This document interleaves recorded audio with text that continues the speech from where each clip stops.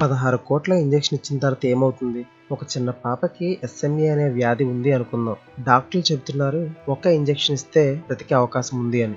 ఆ ఇంజెక్షన్ యొక్క ధర 16 కోట్లు. ఇప్పుడు ముఖ్యమైన విషయం ఏంటంటే ఆ ఇంజెక్షన్ ఇచ్చిన తర్వాత శరీరంలో ఏం జరుగుతుంది? మన శరీరంలో ఒక చిన్న ముఖ్యమైన జీన్ ఉంటుంది.